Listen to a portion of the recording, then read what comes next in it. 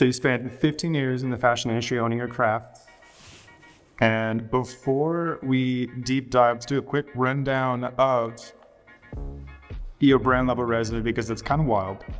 We have Vera Wang, Wells Fargo, QVC, you're working with Isaac Mizrahi, Lilly Pulitzer, David's Bridal, and some big names.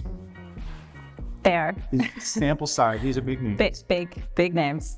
I mean, what was your favorite brand to work with, or if there was a product or experience that kind of stuck out to you the most? It was pretty nuts. It was like probably the craziest 10, 11 years of my life. I think if I had a choice, I wouldn't go back to those years, and they were definitely necessary for like personal growth, professional growth, the trajectory of my career, but they were definitely pretty crazy, pretty difficult also. In thinking of the fashion industry itself, it does kind of have an air of drama, of scandal, kind of like this Devil Wears Prada energy.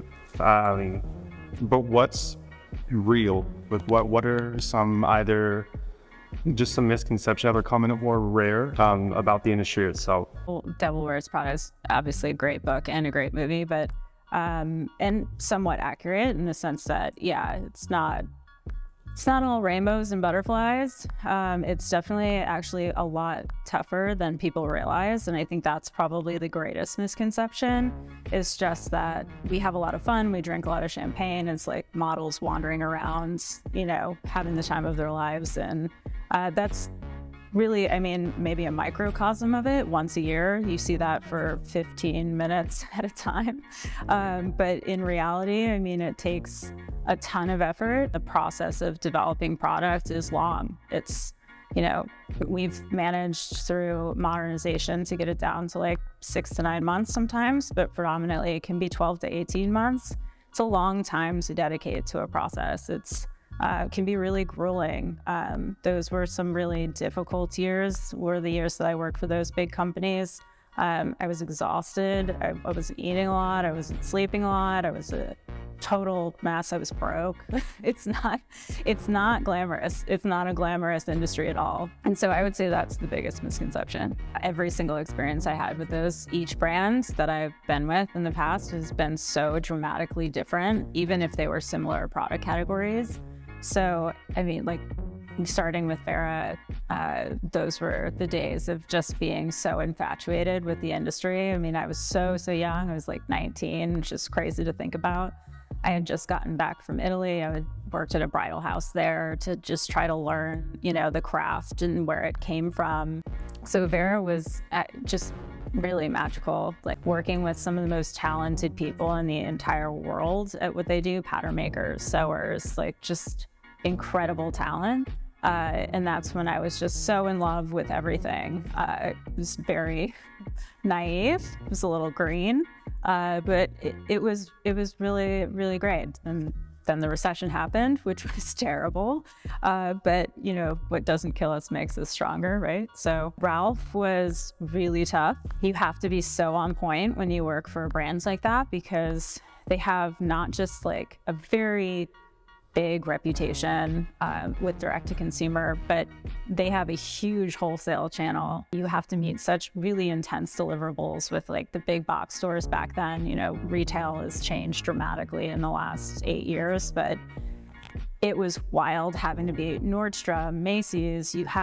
We had a million different labels that were going to a million different retailers, and I was really treated like cranking workout, just nonstop. Commute was brutal. Going to the city, it was tough. I had my favorite boss was there. She was a great mentor. I learned a ton of stuff. I learned the value of a work husband. It's like a term that is more popular now, but I had no idea what it was when I was that age. And I shared an office with this great kid, and we really bonded. It was like a pretty wild time in the industry. We survived Hurricane Sandy together, which was bizarre, and we got through it. Then I left the city to go to QVC, which was another wild experience. It's like there's nothing else like it in the world, to be able to see product that you worked on just sell in real time we all had TVs at our desks, which is crazy. Like, you get to see your product that you spent a year of your life working on just go on sale live, and all the sales numbers are on the back end. So we're like looking at the TV being like, oh my God, we just sold 1 million pants. Yeah, just like, how do you even sell 1 million pants in like an hour? Well, it happens at QVC. But it was the most brutal workload that I had. So it was exhaustive. They throw you in the deep end. As a technical designer, you're responsible for every category of apparel there.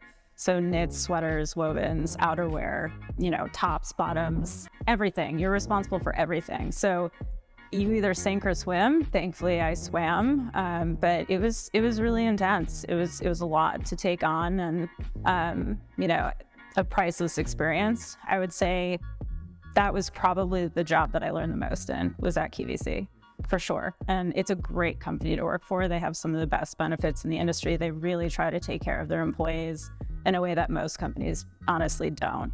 So highly recommend it. Highly recommend QVC if you're looking for a good job.